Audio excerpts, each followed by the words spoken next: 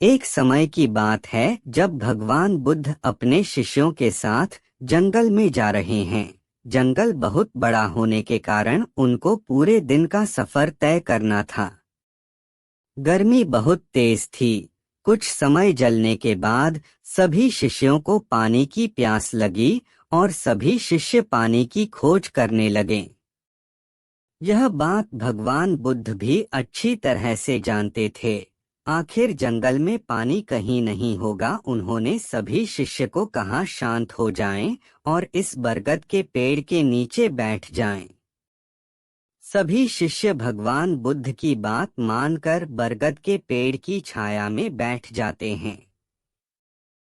तब भगवान बुद्ध सभी शिष्यों से कहते हैं, जाओ सभी इस बरगद के पेड़ की परिक्रमा करो। सभी शिष्य भगवान बुद्ध की बात मानकर बरगद के पेड़ की परिक्रमा करने लगे और भगवान बुद्ध के पास आकर बैठ जाते हैं।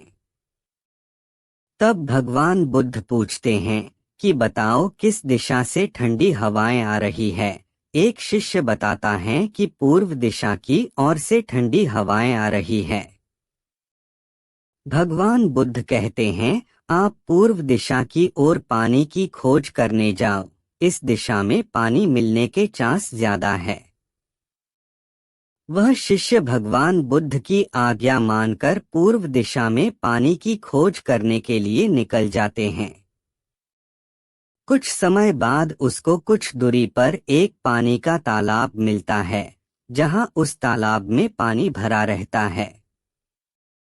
जैसे ही शिष्य अपने कमंडल में पानी भरने लगता है, वह देखते हैं कि तालाब के उस किनारे पर एक महिला अपने वस्त्र धो रही थी।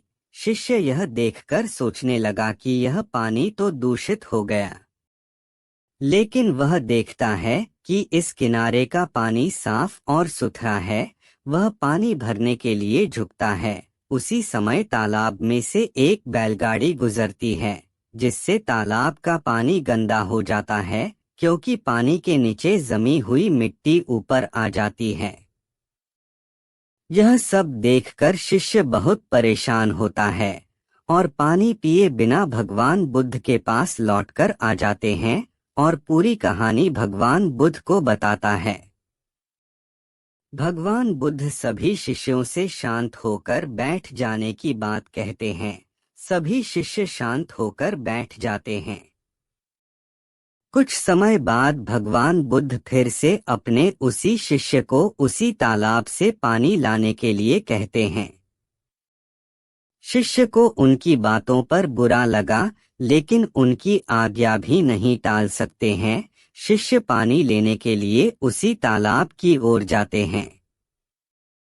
जब वह तालाब पर पहुंचे तो देखा पूरा पानी साफ और सुथरा दिख रहा था। यह सब देखकर शिष्य बहुत खुश होता है। सभी पानी पीते और भगवान बुद्ध के लिए कमंडल में पानी ले जाते हैं। यह सभी देखकर सभी शिष्य आश्चर्यचकित रह जाते। सभी मन ही मन में सोचने लगते हैं, यह चमत्कार कैसे हुआ। उसमें से एक शिष्य ने भगवान बुद्ध से पूछा कि आपने यह चमत्कार कैसे किया। तब भगवान बुद्ध ने कहा, यह कोई चमत्कार नहीं है, यह सब आपके धैर्य का फल है। जितनी देर आपने धैर्य रखा उतनी देर में तालाब का पानी साफ हो गया, मिट्टी पानी के अंदर जम गई और पानी बिल्कुल साफ हो गया। वही अगर आप सभी धैर्य नहीं रखते और दुख और परेशानी में दूसरे तालाब जाने का निर्णय कर लेते तो हो सकता आपको तालाब भी नहीं मिलता और प्यास के मारे आपके प्राण भी निकल जाते। इसलिए यह कोई चमत्कार नहीं है, धैर्य का परिणाम है। भगवान बुद्ध ने कहा, आपने धैर्य रखकर सही समय के इंतजार किया, इसलिए हम सभी को अच्छा पानी पीने को मिला और परिणाम पॉजिटिव निकला। दोस्तों, इस कहानी से माध्यम से भगवान बुद्ध यह बताना चाह रहे हैं कि व्यक्ति को छोटी छोटी कठिनाइयों से घबराना नहीं चाहिए, बल्कि धैर्य और साहस बनाए रखना चाहिए। साथ में सही समय का इंतजार करना चाहिए, आपको अच्छे परिणाम जरूर मिलेंगे।